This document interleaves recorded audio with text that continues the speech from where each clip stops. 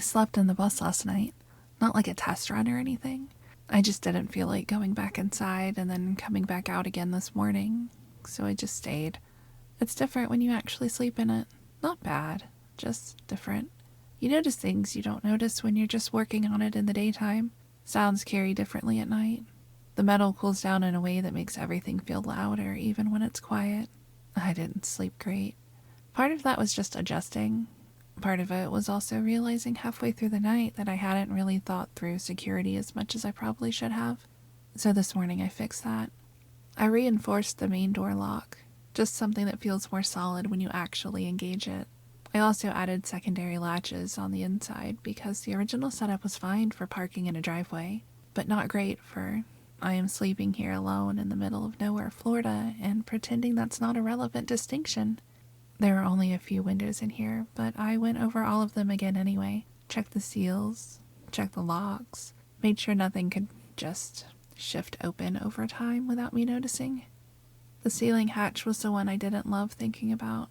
It's secure technically, but technically secure is not the same thing as I'm going to forget about it and sleep anyway. So I added an internal latch to that too. It's probably overkill, but I'd rather it be overkill than something I only think about at 3 a.m.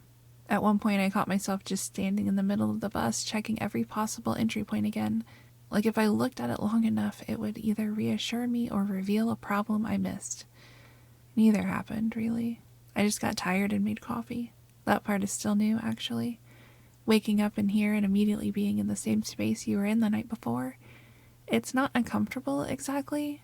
It just makes everything feel more continuous than I expected. Like there's no reset between home and work anymore. It's just here. Anyway, I think I'm going to try another night in it tonight, just to make sure nothing feels off when I'm actually trying to sleep again. And then I'll start thinking more seriously about where I'm going next. I've been putting that off a little. Not because I don't have ideas. More because once I start committing to a direction, it stops being theoretical. And I think I'm still trying to stay in the part where things are just planning, even if that part is basically over. I spent most of today working on insulation. It wasn't planned as a big project, but I've started noticing how much the temperature inside the bus swings depending on the time of day. Morning, it's manageable. Afternoon, it feels like the entire structure is holding onto heat and refusing to let it go. And at night, it does the opposite. Everything cools fast, almost too fast. Like the space can't decide what it's supposed to be. So I started adding insulation where I could, mostly in the walls and a bit around the ceiling. Just layered material in the spaces that were easy to reach without tearing half the interior apart again. I'm trying not to turn this into another everything is a construction project forever situation. But it also helped with the sound, which I didn't fully think about until I was halfway through. The bus is quiet in a different way now. Not silent, just dampened, like the outside world got turned down a few notches. Even the usual background noise from the road doesn't cut through as sharply anymore. That part was unexpected, and honestly kind of nice. There was one section near the back that gave me trouble. The material kept shifting when I tried to secure it, like it refused to sit flat no matter how many times I adjusted it. I ended up redoing that section twice before I just walked away for a bit, because I could feel myself getting irrationally annoyed at something that absolutely does not care about my emotional state. I came back later and it behaved normally, which I'm choosing to not think too hard about. After that, I took a break and just sat inside for a while with everything off. No tools, no work, just sitting. It's strange how quickly the bus can feel like a finished space and work site at the same time, depending on what you're doing inside it. While I was sitting there, I kept thinking about how much of this is becoming about temperature control now. Not just comfort, but practicality. Heat in Florida isn't something you just ignore. It affects everything you do, even when you're not actively thinking about it. And I guess that led me back to looking at maps again. Not in a rushed way, just checking distances. Thinking about how far things actually are when you're accounting for fuel, not just time. It changes the way places feel when you start thinking like that. Things that look close on a screen aren't actually close in a practical sense, especially when you're planning around back roads instead of highways. Highways feel faster, but they also feel exposed, like you're visible in a way that's hard to ignore. Back roads feel slower, but more controlled. More options if something goes wrong. I'm not fully deciding anything yet, just trying to understand what leaving would actually look like if I stopped treating it like a vague idea. Anyway, the insulation helped more than I expected. I might do another section tomorrow, if I feel like it. Or I might just leave it alone for a bit and see how the temperature behaves with what I've already done.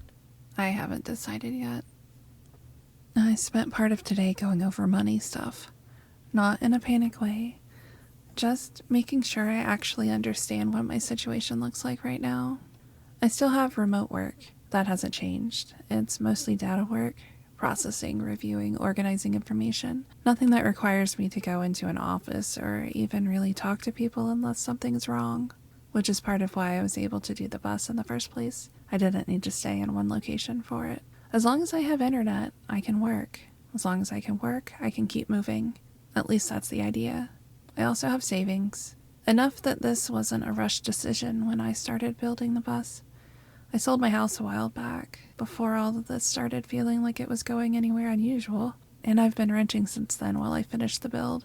It was supposed to be a transition phase, something temporary. It's starting to feel less temporary now, but not in a way I want to think too hard about. Today I tried mapping out routes more seriously. Not destinations yet, just movement. If I leave from here, there are basically two ways to do it.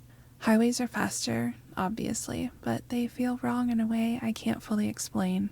Too exposed, too many people, too easy to get stuck if something happens. Back roads are slower, but they feel like they'll give me more control, more options to pull off if I need to, less visibility. The trade-off is distance and fuel. I started actually calculating gas usage instead of just guessing it, which is not as comforting as I thought it would be. Everything looks manageable until you factor in stops, detours, and the fact that nothing is a straight line when you're trying to avoid population density. I also keep checking the same reports online. There's more of them now. Still inconsistent. Still hard to tell what's real and what's just people repeating each other, but the pattern is harder to ignore than it was a few days ago. Some places are mentioning clusters of illness. Some hospitals reportedly getting overwhelmed in short bursts and then everything going quiet again. Posts disappearing, videos getting taken down. It's all fragmented, but it's happening more often. I keep telling myself there's probably a reasonable explanation for all of it. There usually is. But I also keep planning like there might not be. Anyway, I think tomorrow I'm going to finalize what I'm actually carrying in the bus versus what's still stored where I was staying before all this. That feels like the next logical step. Not because I've decided to leave yet, just because I'm starting to run out of reasons not to be ready. I was inside the bus when it started, just doing normal things, packing up some of the storage I'd been reorganizing earlier, trying to figure out what actually needed to stay accessible and what could go into long-term storage bins. It was quiet at first. Then I heard sirens. Not unusual out here, but these sounded closer than usual. More than one vehicle, moving fast enough that I stopped what I was doing and just listened for a second. At first I didn't think much of it. Police activity has been more frequent lately in general. That's just been true for a while now, whether I want to notice it or not. But then more sirens joined in, and then more. I stepped out of the bus. There were units moving down the road toward the direction of the main access route. Not random movement, coordinated, fast, like they were responding to something already escalating. I remember thinking I should probably go back inside and mind my own business, because that's usually the correct decision. But I didn't. A few minutes later, an ambulance passed too, then another, and this time they weren't spaced out like normal calls. They were moving together, like they were being sent into something already unfolding instead of responding to a single incident. That's when it started feeling different. I went back inside the bus and pulled up what I could get online. There wasn't much. A couple of posts. One news update that didn't have many details yet. Something about an unconfirmed exposure event at a facility not far from here. Another post referencing emergency response units being redirected. Then it disappeared while I was reading it. Just gone. No explanation. I tried refreshing it, but it didn't come back. That part is what made me stop for a second. Not because things don't get removed online all the time, but because it felt too fast, like it hadn't even had time to become stable information before it was already being erased. I stood there for a while just watching the feed refresh. Nothing useful came back. Outside, the sirens were still going. Not constant, but in waves. Like the situation wasn't contained yet, just moving. I don't know how long I stood there before I started packing. Not everything, just the things that mattered most immediately. Documents, water filtration stuff, some food, anything I didn't want sitting outside of reach if I needed to leave quickly. I kept telling myself I was just being prepared, but the pace I was moving at didn't match that. At some point, I stopped thinking in terms of if I leave, and started thinking in terms of when I leave. I don't want to be doing this while things are already worse. That's the part that changed something. Not panic, just prioritization. I don't know exactly what happened out there yet. I still don't have the full information. I don't think anyone does. But I've seen enough of the pattern now to know what it looks like when things start moving faster than the reporting.